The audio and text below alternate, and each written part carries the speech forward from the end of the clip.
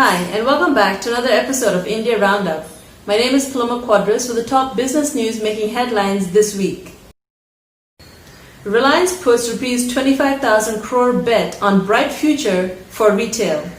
After buying a majority stake in online pharmacy retailer NetMeds, Reliance Industries Limited on Saturday said it has sealed a deal to acquire the retail business of the financially stressed Future Group for Rs 24,713 crore.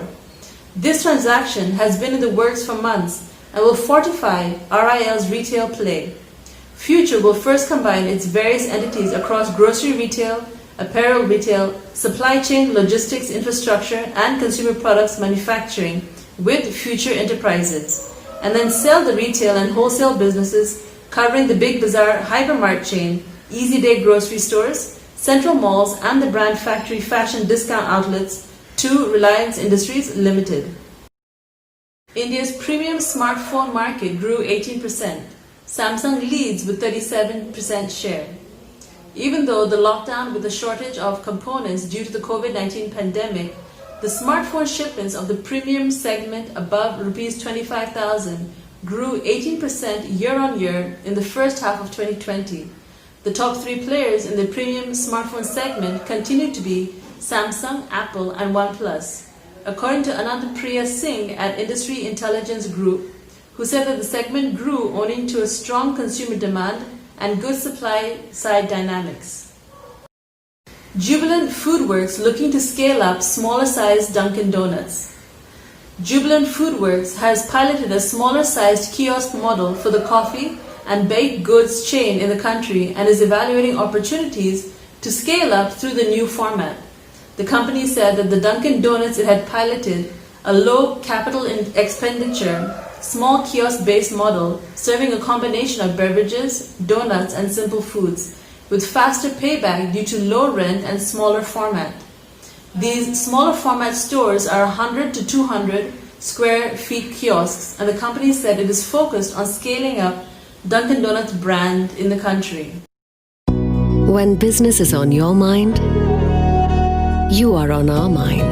Sarovar Hotels and Resorts. Judgement Day looms for Vodafone Idea.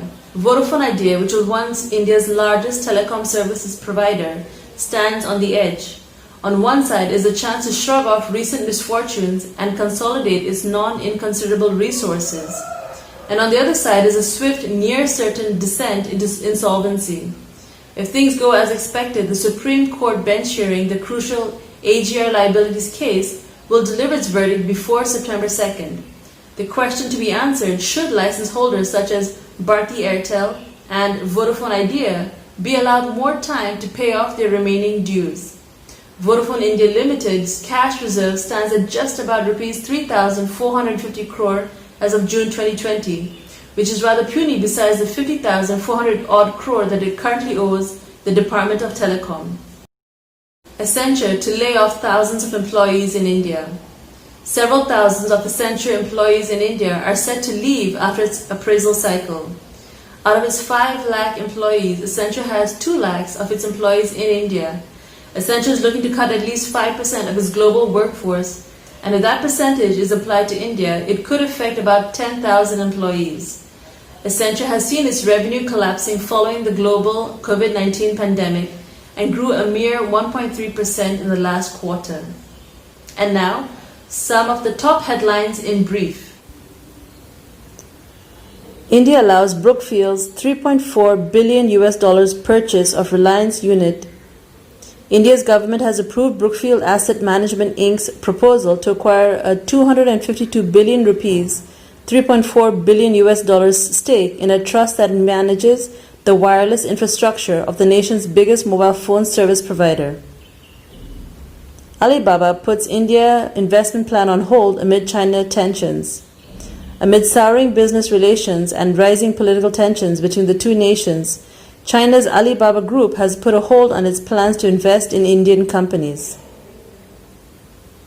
GMR Infrastructure to undertake strategic group restructuring.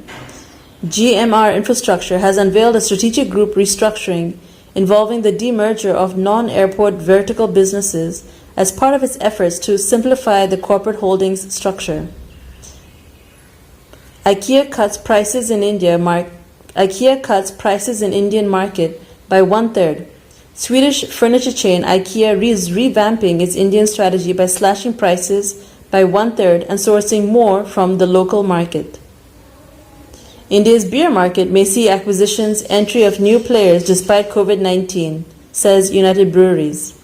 Despite the COVID-19 pandemic disruptions, United Breweries believes that the country's large market for beer is likely to see many new entrants and acquisitions. That's all from me today. Thanks for joining me. Do like and subscribe to our channel. Till we meet again, stay safe and take care.